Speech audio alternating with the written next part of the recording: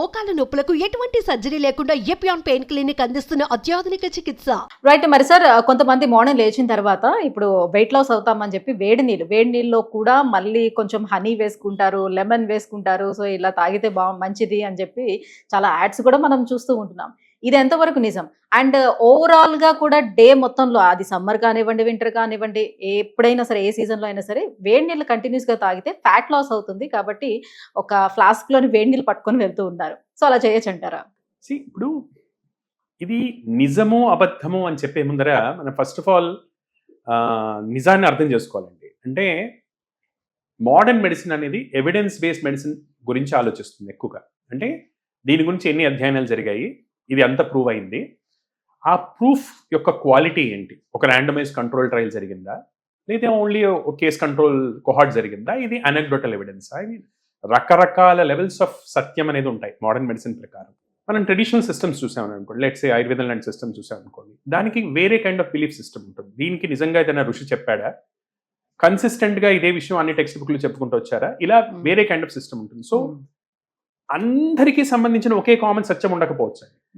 ఇక్కడ జరుగుతుంది ఏంటంటే భారతదేశంలో 6 సిస్టమ్స్ ఆఫ్ మెడిసిన్ ఉన్నాయి విచ్ ఆర్ లీగల్.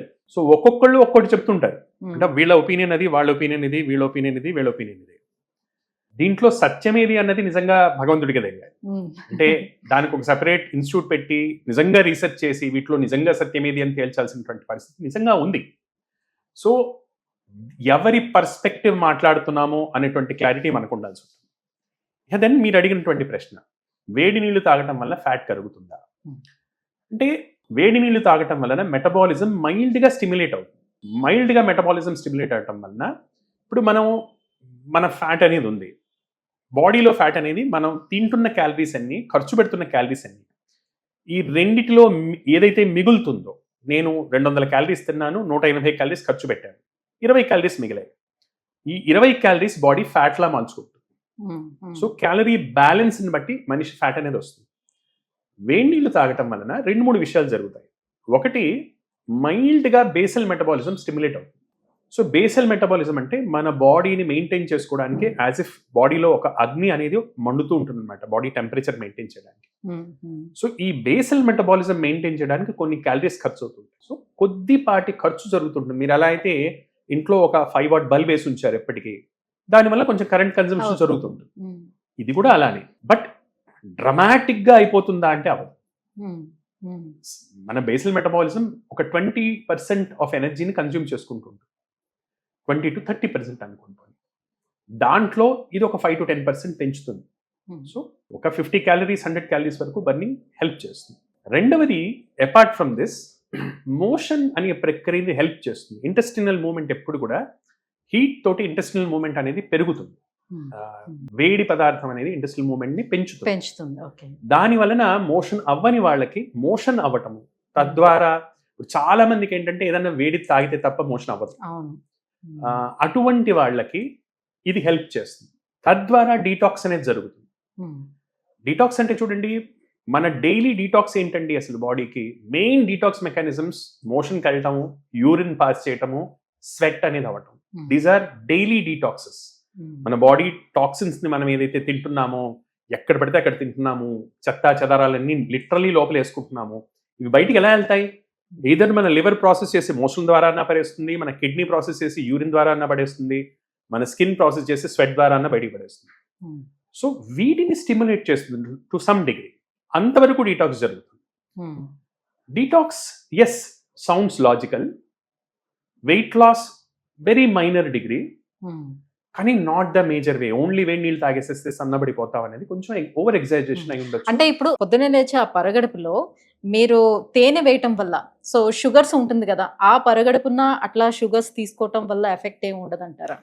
అగైన్ మళ్ళీ దీని మీద డిఫరెంట్ ఒపీనియన్స్ ఉంటాయి. ఇప్పుడు let's say from modern medicine perspective మాట్లాడదాం. తేనెలో ప్రిడామినెంట్ గా ఉండేది డిఫరెంట్ టైప్స్ ఆఫ్ షుగర్స్, అంటే నాన్ గ్లూకోజ్ షుగర్స్, ఫ్రక్టోస్ ఎక్కువగా ఉంటుంది.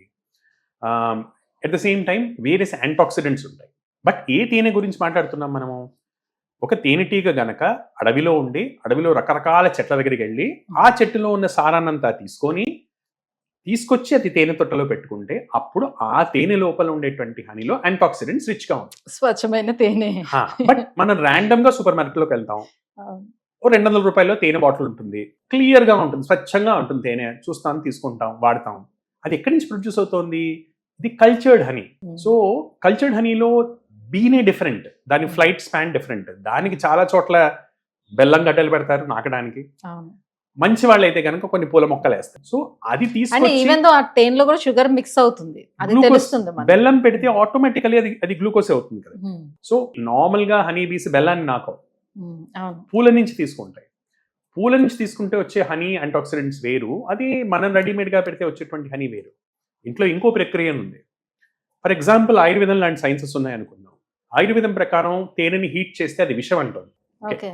దీన్ని స్టడీ చేసి చూడాల్సినటువంటి అవసరం అంతా modern medicine point of view. ఇప్పుడు మన దేశంలో, మన హైదరాబాద్లో, రెండు తెలుగు రాష్ట్రాల్లో దొరికేటువంటి హనీలో 98% హీట్ చేసి పాశ్చరైజ్ చేసి వస్తున్నటువంటి హనీలు. ఉమ్, ఉమ్, మేలు మాట దేవుడెరుగు, అకార్డింగ్ టు ట్రెడిషనల్ సిస్టమ్స్ అది విషంలా పనిచేస్తుందని ఆయుర్వేదం లాంటి సిస్టమ్స్ చెప్తున్నాయి. ఉమ్, సో యాంటాక్సిడెంట్స్ ఉన్న హనీ, హీట్ చేయని హనీ మేలు కలిగించవచ్చు. ఉమ్, యాంటాక్సిడెంట్స్ ఉన్న హనీ, యాంటాక్సిడెంట్స్ లేని హనీ వల్ల మేలు లేదు. డీటాక్స్ చేసినటువంటి పాశ్చరైజ్ చేసినటువంటి, సూపర్ హీట్ చేసి కూల్ చేసినటువంటి హనీ వలన నష్టం కూడా ఉండేటువంటి అవకాశం. రైట్.